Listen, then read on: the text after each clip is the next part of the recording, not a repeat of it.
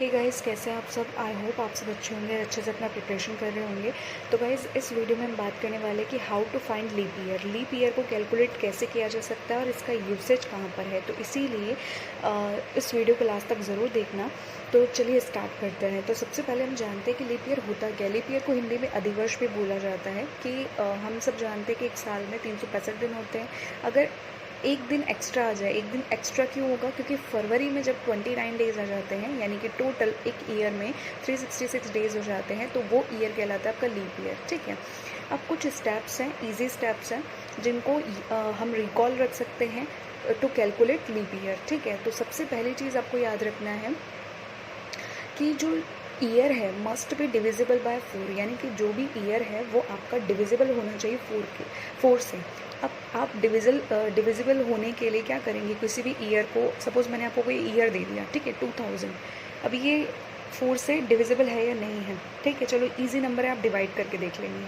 अगर यहाँ से थोड़ा सा टफ नंबर दे दिया जाए, जैसे पूरा कैलकुलेटिव नंबर दे दिया जाए 1980, ठीक है, तो अब आप क्या करेंगे, डिवाइड करके देखेंगे? नहीं, डिवाइड करके नहीं देखेंगे। इसके लिए हम क्या लगाएंगे, डिविजिबिलिटी रूल लगाएंगे। डिविजिबिलिटी रूल क्या कहता है कि if the last 2 digits of a number, ठीक है, क्योंकि आपको पता है कि जो ईयर होता है ना, उसमें नंबर ऑफ डिजिट्स 4 होती हैं। ठीक है, तो लास्ट 2 डिजिट्स जो हैं ऑफ अ नंबर और ऑफ अ ईयर, ये डिविजिबल है 4 से, तो जो नंबर है ना वो भी डिविजिबल होगा 4 से। ठीक है, कहने का मतलब ये है कि आपके पास में सपोज़ कि 1980 है। ठीक है, एक ईयर ले लिया हमने 1980।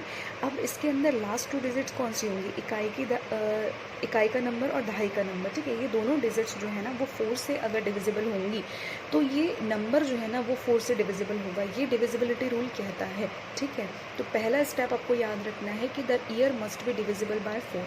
सेकेंड स्टेप आपको याद रखना है the year must be divisible by 100 and 400। ठीक है, कि जो ईयर है ना वो आपका 100 से और 400 से दोनों से डिवाइड होना चाहिए। ठीक है, तभी वो क्या होगा कि जो ईयर है ना वो लीप ईयर होगा, अदरवाइज़ वो लीप ईयर नहीं होगा। ठीक है, एक इम्पॉर्टेंट नोट आपको याद रखना है कि if the year is divisible only by 100, it is not a leap year. ठीक है, अगर कोई ईयर है जो सिर्फ और सिर्फ 100 से डिविजिबल है, ठीक है, 400 से डिविजिबल नहीं है, तो आपका वो लीप ईयर नहीं हो सकता है। ठीक है, अब इन स्टेप्स को हम समझने के लिए एक एग्जांपल लेते हैं। जैसे मैंने क्वेश्चन लिख रखा है कि कुछ मैंने नंबर ऑफ़ ईयर्स लिए हैं। ठीक है, 1975, 2300, 1980 और ये इस तरीके से मैंने कुछ ईयर्स ले लिए हैं। तो अब हम इसमें स्टेप्स को लगाने की कोशिश करेंगे। ठीक है, कि किस तरीके से कौन सा लीप ईयर होगा, कौन सा लीप ईयर नहीं होगा। ठीक है, तो जैसे मैंने ले लिया 1975। ठीक है, तो 1975 की अगर हम बात करते हैं यहाँ पे,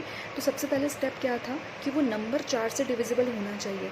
डिविजिबल होने के लिए डिविजिबिलिटी रूल लगाते हैं कि लास्ट 2 डिजिट है ना वो 4 से डिवाइड होनी चाहिए। क्या हो रही हैं, तो आप बोलेंगे कि 75 जो है ना वो डिविजिबल नहीं है 4 से। ठीक है, इसीलिए ये आपका लीप ईयर नहीं हो सकता। फर्स्ट स्टेप ही गलत हो गया। ठीक है, तो लीप ईयर नहीं हो सकता। इसी तरीके से आपने ले लिया 2300 ले लिया। ठीक है, आपने बोला कि लास्ट 2 डिजिट्स जो है ना वो 4 से डिविजिबल हो सकते हैं। ठीक है, फर्स्ट स्टेप पे तो आपने बोला हो सकते हैं, क्योंकि ये 00 है और 4 का डिवाइड आराम से जा सकता है इसमें।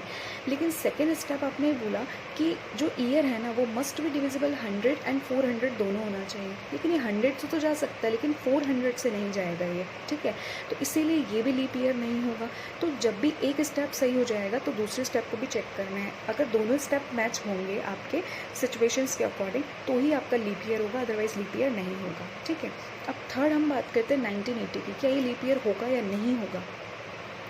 लास्ट 2 डिजिट्स हमने देख ली कि क्या हो गई, 4 से डिविजिबल होंगी। ठीक है, तो ये पहले में ही हमने देख लिया कि यार 4 से डिविजिबल है, तो इट मीन्स ये क्या है, आपका लीप ईयर है। ठीक है, 1980 लीप ईयर है। तो अगर आपको ये स्टेप समझ में आ रही है तो आपके लिए जो चीज़ें हैं ना उसको सॉल्व करना बहुत इजी हो जाएगा। ठीक है, अब आपको ये इसका 2001 का और 2000 का चेक करके देखना है अकॉर्डिंग टू दिस स्टेप्स। ठीक है, अब आपका यूसेज कहाँ पे होगा, तो सबसे पहले तो रीजनिंग में होगा। जब आपका ईयर एज बेस्ड पजल आता है तो वहाँ पे आपको कई बार लीप ईयर बेस्ड क्वेश्चन पूछ सकता है। तो अगर आपको ध्यान रहेगा तो आप इमीडिएटली क्विकली उसको सॉल्व कर सकते हैं। ठीक है, और कई अदर एग्ज़ाम्स भी होते हैं जिसके अंदर डायरेक्टली इसी टॉपिक पे क्वेश्चन पूछ लिया जाता है कि कौन सा इनमें से लीप ईयर है। तो उस केस में आपको जब ईजी स्टेप्स मालूम होंगे तो आप आराम से इसको कैलकुलेट कर सकते हैं। आई होप आपको वीडियो अच्छा लगा होगा। वीडियो अच्छा लगा है, इन्फॉर्मेटिव लगा है, इसी तरीके के और वीडियोस चाहते हैं तो चैनल को अभी तक सब्सक्राइब नहीं किया तो सब्सक्राइब कर लीजिए, फ्रेंड्स के साथ शेयर कीजिए एंड ऑल द बेस्ट।